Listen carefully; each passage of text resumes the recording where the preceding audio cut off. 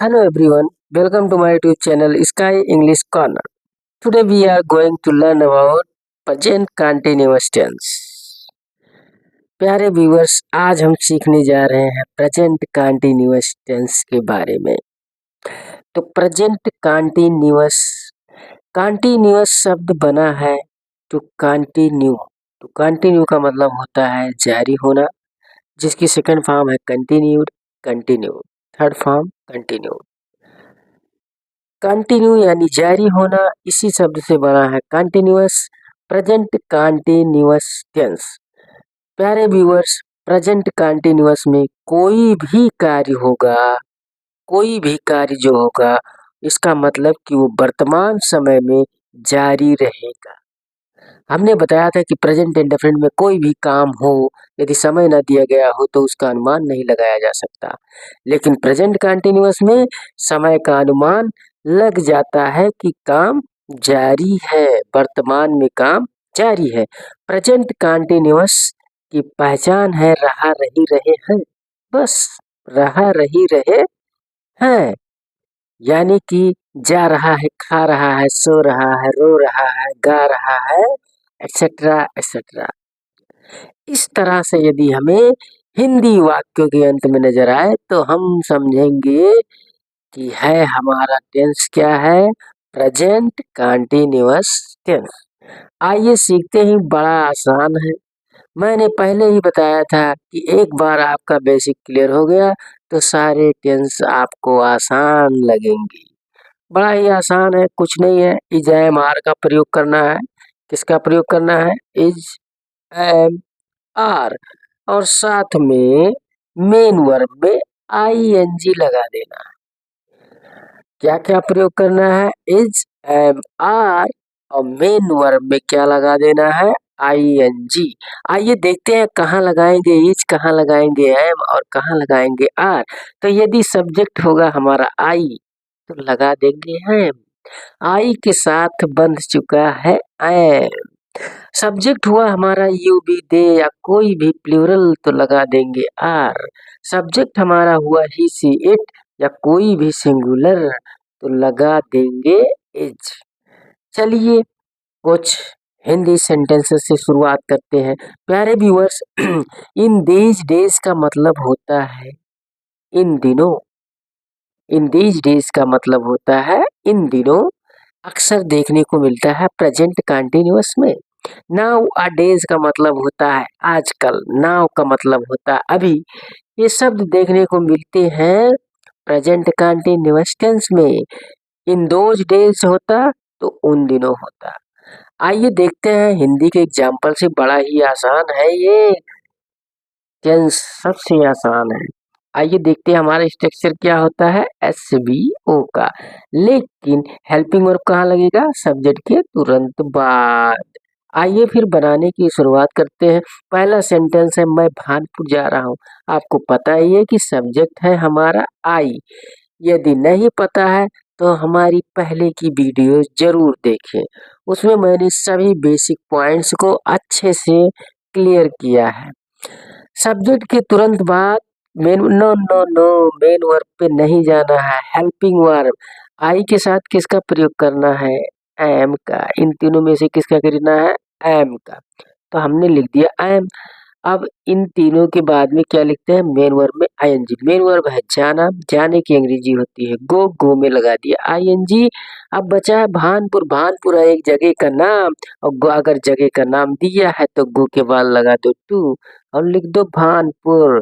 तो हो गया I am going to Bhanpur. अगला सेंटेंस है मैं भानपुर नहीं जा रहा हूँ। प्यारे व्यूअर्स, आई लिख लिया, एम भी लिख लिया, इस बार नाट भी है तो एम के तुरंत बाद लगा दो नाट, और गो में लगा दो आई एन जी, और टू के साथ लिख दो भानपुर। तो क्या बना? मैं भानपुर नहीं जा रहा हूँ, I am not going to Bhanpur. तीसरा वाक्य है हमारा क्या मैं भानपुर जा रहा हूँ? किस तरह का वाक्य है? इंट्रोगेटिव। अच्छा, इंट्रोगेटिव तो है ही है, ये बताओ किस टाइप का है? यस नो टाइप का। कैसे है?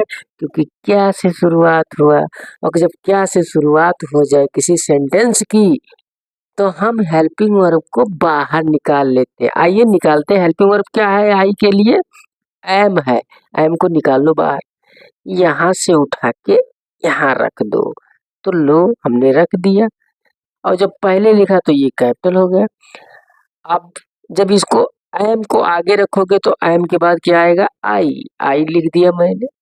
अब इसमें नाट तो है नहीं, नाट होता तो सब्जेक्ट के बाद लगा देते। तो नाट नहीं तो मेन वर्ब पे आ जाते हैं। अब मेन वर्ब है गो। गो में लगा दिया आईएनजी गोइंग और टू करके लिख दिया भानपुर। तो यानी क्या बना सेंटेंस हमारा? क्या मैं भानपुर जा रहा हूँ? Am I going to Bhanpur? मैं भानपुर क्यों नहीं जा रहा हूँ? प्यारे व्यूअर्स, इसमें जो डब्ल्यू एच शब्द है बीच में आया है तो किस टाइप का होगा इंट्रोगेटिव? डब्ल्यू एच टाइप का। तो आइए देखते हैं डब्ल्यू एच की शुरुआत कहाँ से होती है अंग्रेजी में? डब्ल्यू एच शब्द से। तो क्योंकि अंग्रेजी लिखती वाई, उसके तुरंत बाद हमें लिखना होगा हेल्पिंग वर्ब। तो प्यारे व्यूअर्स, इंट्रोगेटिव सेंटेंस कोई भी हो, चाहे यस नो टाइप हो, चाहे डब्ल्यू एच टाइप हो, हेल्पिंग वर्ब सब्जेक्ट से पहले ही लिखा जाता है। देखिए हेल्पिंग वर्ब यहाँ सब्जेक्ट से पहले लिखा गया, यहाँ भी हेल्पिंग वर्ब आई एम लिखा गया सब्जेक्ट से पहले। अब इसमें नहीं भी है तो नहीं हमेशा कहाँ लगेगा? सब्जेक्ट के बाद लगा दिया। अब आते हैं मेन वर्ब पे। गोइंग टू भानपुर, बस इतना ही तो आसान है। प्यारे व्यूअर्स, जो हमारे सीखने का क्रम है सरलता से कठिनता की ओर, यानी पहले छोटी चीजों को सीखेंगे फिर बड़ी चीजों को सीखते हैं ताकि हमें अच्छे से याद हो जाए। आइए आगे बढ़ने से पहले मैं एक बार चारों को रिवाइज करवाता हूँ। मैं भानपुर जा रहा हूँ, I am going to Bhanpur. मैं भानपुर नहीं जा रहा हूँ, I am not going to Bhanpur. क्या मैं भानपुर जा रहा हूँ? Am I going to Bhanpur. मैं भानपुर क्यों नहीं जा रहा हूँ? Why am I not going to Bhanpur. हर जगह सेम है, गोइंग टू भानपुर। प्यारे व्यूअर्स, कुछ और शब्द मैं, कुछ और वाक्य मैं आपको बताता हूँ। जरूरी नहीं है कि हर बार रहा हो, रही हो, रहे हो। जरूरी नहीं है प्रेजेंट कंटिन्यूअस टेंस में कि हर बार आपको यही देखने को मिले।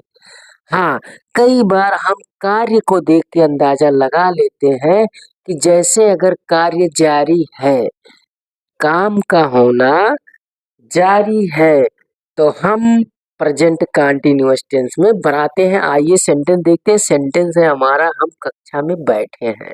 बैठे रहो, बैठे रहो। हम कक्षा में बैठे हैं मतलब बैठने का काम क्या है? जारी है। तो ये भी बनेगा प्रेजेंट कंटिन्यूअस टेंस में। तो आइए बनाते हैं। सब्जेक्ट है हमारा बी। सब्जेक्ट हमारा क्या है? बी। बी के साथ क्या यूज करेंगे? बी के साथ यूज करेंगे आर। तो हमने लगा दिया आर। अब हमारा मेन वर्ब है सिट। सिट का मतलब होता है बैठना, और सिट में लगाएंगे आई एन जी। क्या लगा देंगे? I N G. आगे हम जानेंगे प्यारे व्यूअर्स कि कैसे सिट था और आई एन जी लगाने के लिए फिर हमने टी लिखा, 2 बार टी लिखा। तो आगे हम ग्रामर में ये भी जानेंगे कि कैसे कोई शब्द होता है तो पहले तो एस आई टी था, बाद में एक टी और क्यों जोड़ दिया गया इसमें। तो बी आर सिटिंग, कक्षा में, in the class, in the class. अगला सेंटेंस है वह बाहर खड़ा है। अच्छा, खड़ा रहने दो, यानी कि उसके खड़ा होने का काम क्या है? अभी भी जारी है। तो चलिए देखते हैं। अभी भी कार्य अगर जारी है तो सब्जेक्ट है हमारा ही के साथ लगेगा इज। मेन वर्ब है खड़ा। खड़ा होने की अंग्रेजी होती है स्टैंड।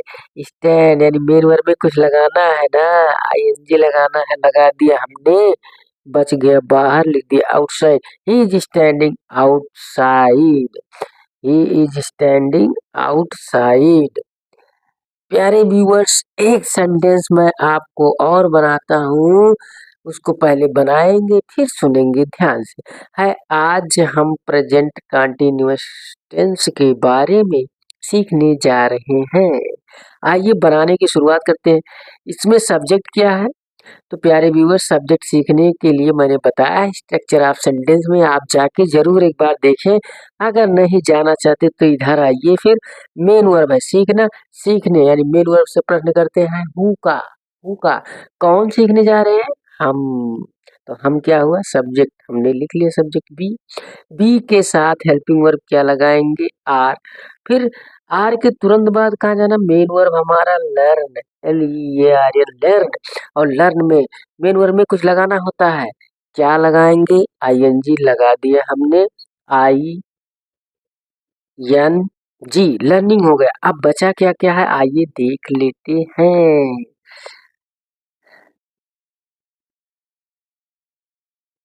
सॉरी प्यारे व्यूअर्स, मेन वर्ब क्या है इसमें? मेन वर्ब जा रहे हैं। मेन वर्ब क्या है? आप भी गलती कर रहे हो, आप भी गलती कर रहे हो। मेन वर्ब सबसे आखिरी में होता है। सबसे आखिरी में क्या है? जा रहे हैं। तो लर्निंग हमारा मेन वर्ब नहीं होगा, लर्निंग को कर दो कैंसल। मेन वर्ब क्या होगा हमारा? गो। तो गो में लगाएंगे ING। क्या आप समझ गए मेरी बातों को? कि यही तो बताया था कि मेन वर्ब हमेशा आखिरी में आएगा। और मेन वर्ब जाना है। मेन वर्ब क्या है प्यारे व्यूअर? जाना।